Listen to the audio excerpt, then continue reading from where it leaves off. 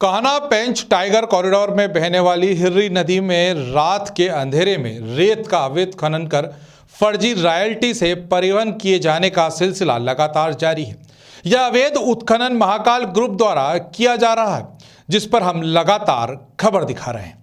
लेकिन इन सब के बाद भी अधिकारियों के द्वारा इस पर कोई कार्रवाई नहीं की जा रही है। वहीं महाकाल ग्रुप के आगे खनिज विभाग और प्रशासन नाचता दिख रहा है और दोषियों पर कार्रवाई करने से बचता नजर आ रहा है, जिसके कारण लोगों का प्रशासन और पुलिस विभाग के ऊपर से विश्वास उठ रहा है।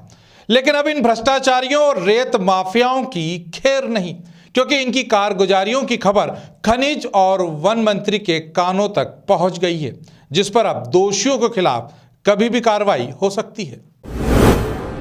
सामान्यतः वन विभाग से लाना ही अपराध है और वहाँ पर कोई परमिशन भी नहीं मिलती। अगर कोई जानकारी होगी तो कार्रवाई करेंगे। भी एक ट्रक लाते हुए गीली रेती लाते हुए पलट गया, उस पर भी अभी तक कार्रवाई मेरी जानकारी में नहीं है। अगर जानकारी होगी तो निश्चित रूप से कार्रवाई करें, छोड़ने का प्रश्न नहीं। कि आपने ये बात उठाई है, अब मेरी जानकारी में संज्ञान में है नहीं, मैं इसका जांच करा दूंगा क्या बात। हिर्री नदी जो है वो जंगल, वो आप बता रहे हैं, मैं दिखवा लूँगा। जंगल वाला मामला है तो जंगल वाले देखेंगे, माइनिंग का होगा तो हम देखेंगे। मैं दिखवा लेता हूँ जो आपने मैटर संज्ञान में लाया है। हम कई दिनों से आपको सफेद हकीकत के काले अफसाने से रूबरू करवा रहे हैं और अपने चैनल के माध्यम से अवैध रेत माफियाओं और खनन विभाग के अधिकारियों की गठजोड़ से हो रहे अवैध रेत उत्खनन और परिवहन की सच्चाई आप तक पहुंचा रहे हैं। दरअसल मानसून अवधि में 30 जून से 1 अक्टूबर तक रेत खनन पर प्रतिबंध लगा हुआ है, लेकिन खनिज विभाग की मिलीभगत और प्रशासनिक अधिकारियों के संरक्षण में कान्हा पेंच कॉरिडोर की हिर्री नदी से महाकाल ग्रुप द्वारा लगातार रेत का अवैध उत्खनन और परिवहन किया जा रहा है। हिर्री नदी के ग्राम बागडोंगरी में बिना प्रशासन की स्वीकृति के सरेआम रेत की अवैध खदान संचालित है।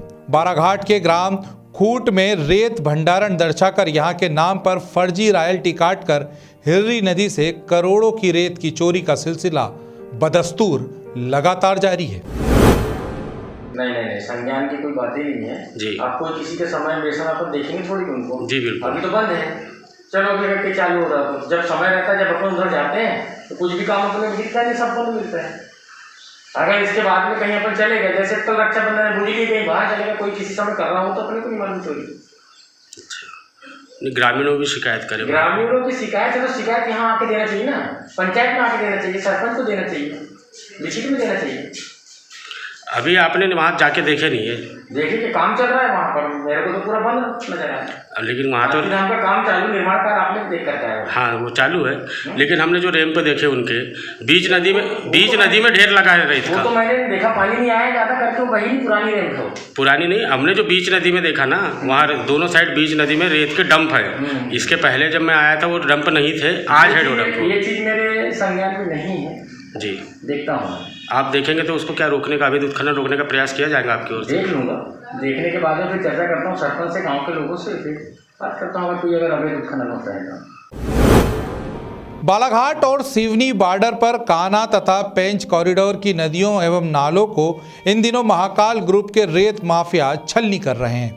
यह रेत चोर कंपनी महाकाल ग्रुप भाजपा के पूर्व कैबिनेट मंत्री नाना भाऊ मोहाड़े की बताई जा रही है, जिसे आजकल उनके भतीजे संचालित कर रहे हैं। यह सफेद सोने के काले कारोबारी रात के अंधेरे में पोकलेन मशीनों से नदियों का सीना छलनी कर रहे हैं। महाकाल ग्रुप के रसूख के आगे बालाघाट और सिवनी प्रशासन बेबस और बेचारा नजर आता है। गौरतलब है कि बालाघाट सिवनी बॉर्डर के कंजई नाके से लाल बर्रा पुलिस ने पिछले दिनों 7 डंपर पकड़े थे, जिनमें भरी रेत से पानी गिर रहा था और ये डंपर ओवरलोड होने के साथ ही फर्जी रॉयल्टी पर हिर्री नदी से रात के अंधेरे में रेत चोरी करके परिवहन कर रहे थे, जिन्हें लाल बर्रा थाने में जब्त कर खड़ा कर दिया गया है और प्रकरण खनिज विभाग बालाघाट को सौंप दिया गया था, जिस पर अभी तक कोई पुख्ता कार्रवाई नहीं की गई है और न ही अवैध रेत खनन रोकने का कोई प्रयास किया जा रहा है। महाकाल ग्रुप द्वारा छिंदवाड़ा के ग्राम खुटमा तथा बाराघाट के ग्राम खूट से जबलपुर एवं शिवपुरी के लिए रेत की फर्जी टीपी जारी कर दी जाती है। अगर इसकी जांच की जाए तो यकीन मानिए ये व्यापम से भी बड़ा घोटाला हो सकता है।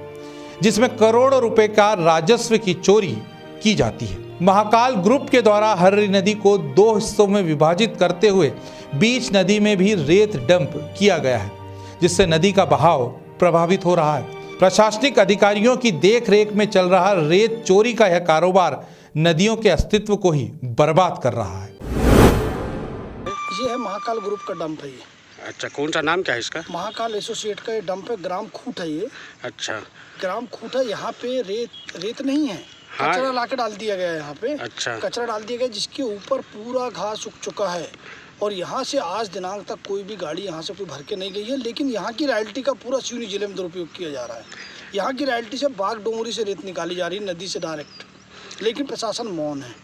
मौन की वजह एक ही है कि यहाँ की जो लोकल थाना थोड़ा सा सेट करके वो लोग यहाँ से रातों रात गाड़ी लेके जाते हैं। थाने वालों से प्रति गाड़ी के हिसाब से पैसा लेते हैं। यहाँ के नाम से रॉयल्टी कट रही है और बागडोगरी से रेत निकल रही है। यहाँ कभी डंपर आए हैं आज तक? आज तक यहाँ कोई डंपर नहीं आया है।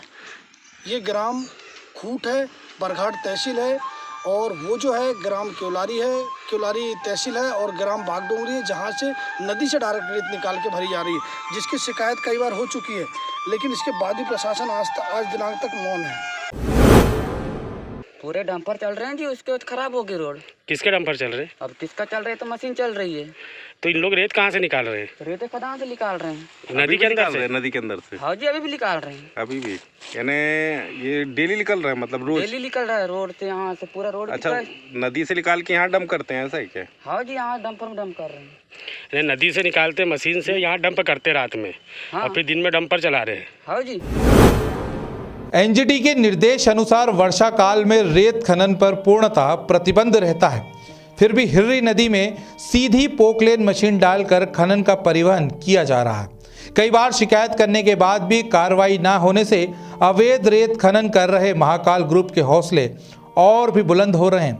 गौरतलब है कि 25 अगस्त को बागडोंगरी से रेत भरकर जा रहा डंपर सरेखा शराब की दुकान के सामने एक बुजुर्ग की झोपड़ी में घुसकर पलट गया था, जिसमें भी बाराघाट ग्राम खूंट से सिंगरौली की फर्जी रॉयल्टी थी।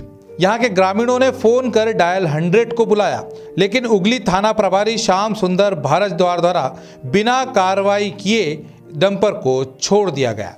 टीआई से पूछने पर उन्होंने कहा कि खनिज विभाग को बताकर कार्रवाई करेंगे।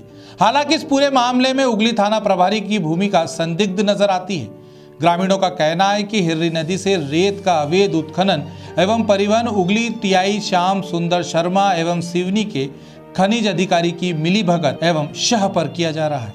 लेकिन अब मामला मध्य प्रदेश के मंत्रियों के पास पहुंच चुका है, जिस पर कभी भी कार्रवाई हो सकती है।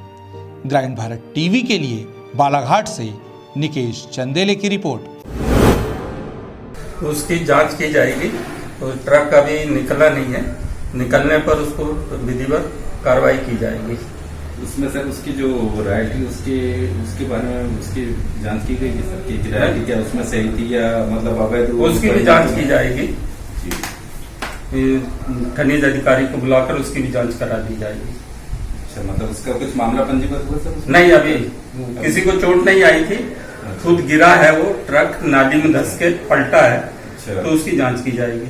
यदि अगर मान लीजिए अगर वो बिगर रॉयल्टी के परिवहन कर रहा था तो जरूर कार्रवाई होगी। खबरों में बने रहने के लिए ग्रामीण भारत टीवी को सब्सक्राइब कीजिए और बेल आइकॉन दबाना ना भूलें।